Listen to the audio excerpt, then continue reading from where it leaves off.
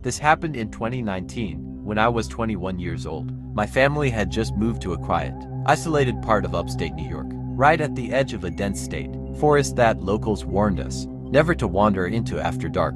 At night, the trees pressed close to the house, swallowing sound and light. It never truly felt empty, it felt more like it was watching. That Christmas, my parents and younger sister traveled to the city to visit my grandmother. I stayed behind because I was scheduled for a double shift at the local warehouse.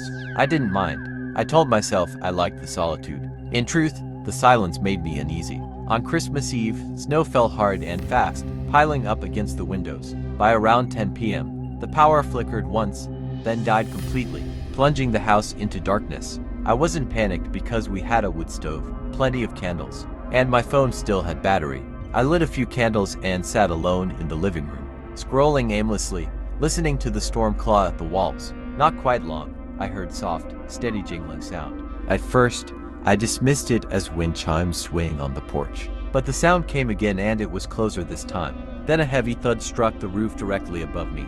Not snow, not ice, but of a footstep that is slow and intentional.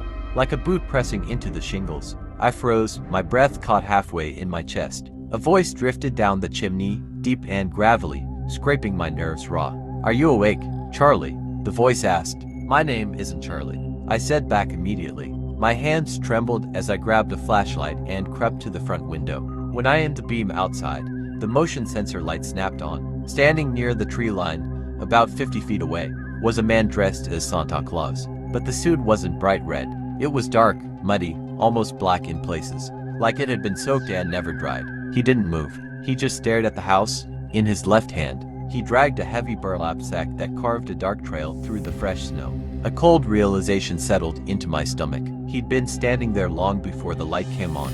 I backed away and rushed into the kitchen, grabbing a steak knife. My grip was so shaky I nearly dropped it. When I glanced out the back door, my heart stopped. Another man stood there, inches from the glass. He wore the same filthy Santa suit, but his face was hidden behind a cheap plastic Santa mask, the kind with bulging eyes and a stiff, yellowed beard. Slowly, deliberately, he raised a long, blackened fingernail and tapped on the glass. "Charlie forgot to leave the milk," he whispered, "so we have to take the meat." That's when I realized there wasn't just one or two of them. The jingling surrounded the house now, both front, back, sides. They were moving in sync, like being coordinated and hunting. I ran to the basement, the only room with a deadbolt. As I slammed the door shut and locked it, the front door upstairs exploded inward with a violent crack. Heavy boots stomped across the floor above me, shaking dust from the ceiling. "Where are you, Charlie?" they called out together. Then they started singing Auld Lang Syne, but the words were wrong and twisted into vivid descriptions of what they planned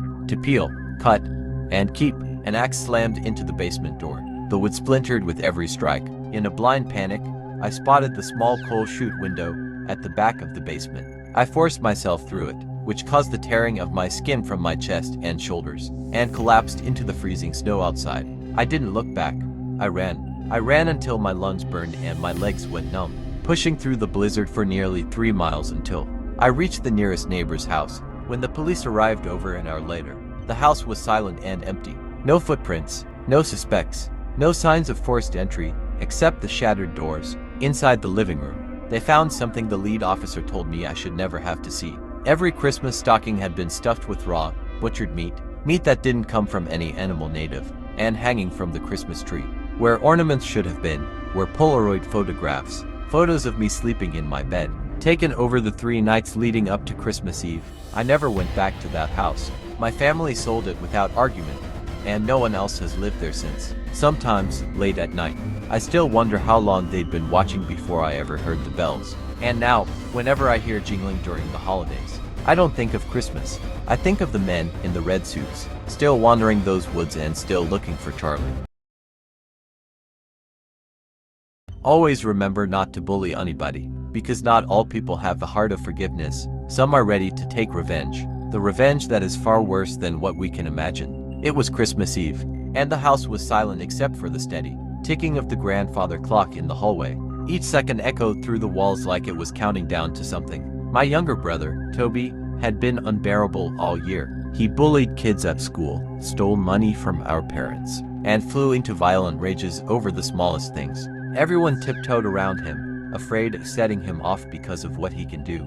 That night, lying awake in my bed, I whispered to myself, he's going to get what he deserves. Maybe my parents finally grounding him for good.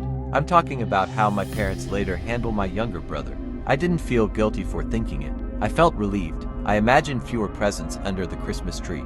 I never expected soot. At exactly 3:15 a.m., a strange noise pulled me out of sleep. It wasn't cheerful or magical. There were no bells, no footsteps on the roof. Instead, it sounded wet and heavy, like something struggling to force its way through a narrow space. Scrape, squish, scrape.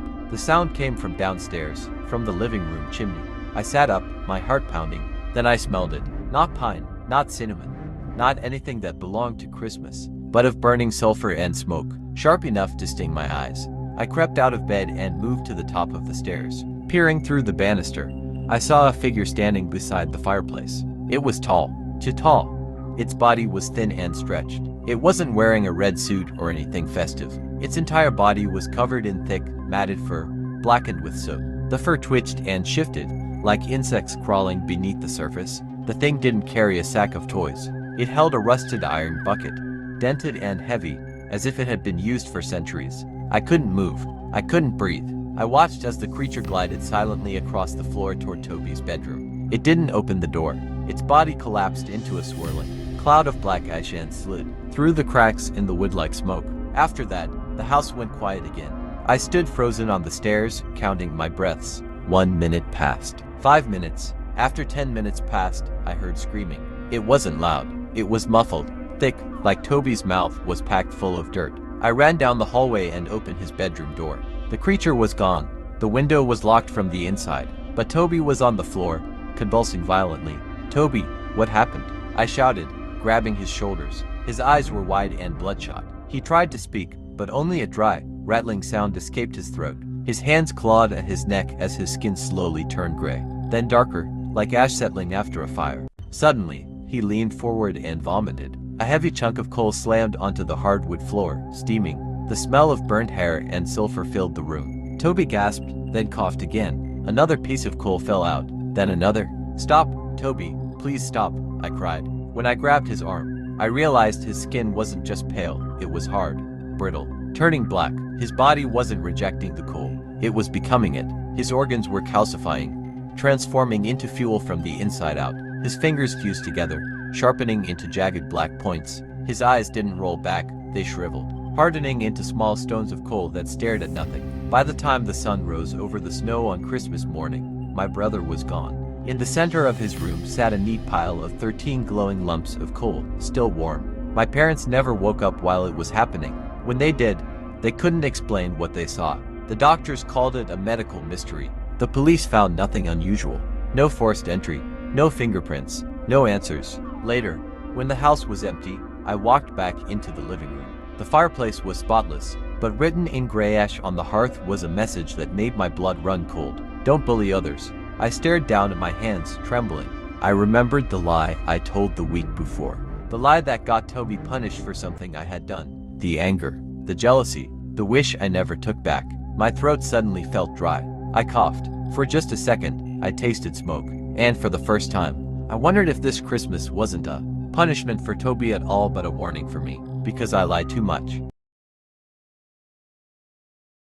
This happened about 3 years ago, when I was living in a small rented townhouse in a quiet neighborhood. It was the kind of place people described as safe, with tree-lined streets and neighbors who waved, but never talked much. It was 2 days before Christmas. My roommates had already left to spend the holidays with their families, but I stayed behind to finish some remote work projects. Being alone in a 3-story house during a blizzard messes with your head. The wind howled through the vents like distant voices, and the old wooden floors constantly creaked, making it sound like someone was moving around upstairs. Every pop or groan made me pause and listen, to make the place feel less empty. I kept the Christmas tree lights on in the living room day and night. The soft glow made the silence feel more tolerable. On the night of December 23rd, around 11:30 p.m., I was in the kitchen making tea. Snow slammed against the windows, and the backyard was nothing but darkness beyond the porch light. As I waited for the kettle to boil, I glanced out the small window over the sink. That's when I saw him. At the edge of the woods stood a person in a full Santa suit. He wasn't walking. He wasn't shifting his weight. He was just standing there, facing my house, barely visible in the pale reflection of the snow.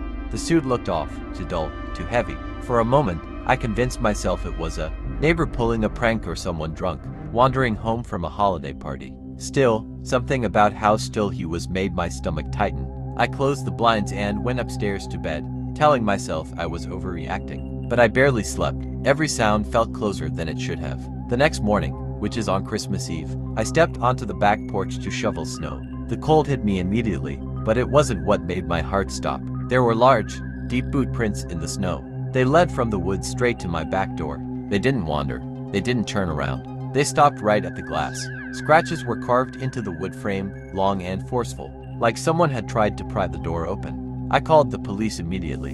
An officer came by. He inspected the yard and shrugged it off. He said it was probably a porch pirate or someone looking for packages. He told me to lock my doors and windows and left. I didn't feel reassured. That night, I refused to sleep upstairs. I dragged a blanket to the living room and lay on the couch with every light on.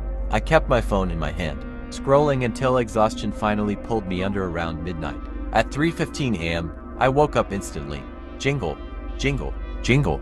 It was soft, rhythmic, and unmistakable bells. Coming from inside the house, I sat up slowly, afraid to breathe. The living room was dark.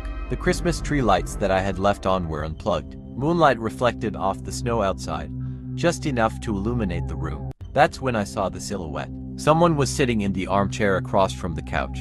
It was the man in the Santa suit. He sat perfectly still, hands folded neatly in his lap. His face was hidden in shadow, but I could feel his attention locked onto me. I felt watched in a way I never had before, like he knew my breathing pattern better than I did. "You're awake," he whispered. His voice was thin and dry, like it hadn't been used in years. "I've been watching you since October," he continued calmly. "You're much quieter than the girls who lived here before." My body refused to respond. I couldn't scream. I couldn't move. The only thought in my head was that he'd been inside my house long before tonight. Then my instinct took over. I ran. I bolted out the front door barefoot, screaming as I sprinted down the street through the snow. A neighbor opened their door and pulled me inside while I was still shaking. When the police arrived 10 minutes later, the man was gone, but under my Christmas tree, they found a small, neatly wrapped gift. Inside were things that had gone missing over the past 3 months. My spare key, a pair of headphones, and a single lock of my hair that is cut from my head while I was sleeping. At the bottom of the box was a note. "I've been living in the crawl space above your bed for 64 days. Thank you for the company. See you in the next house." The police searched the attic. They found a sleeping bag, empty water bottles, and a small drilled hole in the ceiling, directly above my pillow. I moved out the next day. I don't decorate for Christmas anymore, and whenever I hear bells or see a Santa suit, I don't think of joy or holidays. I think of the man who watched me sleep for 64 nights.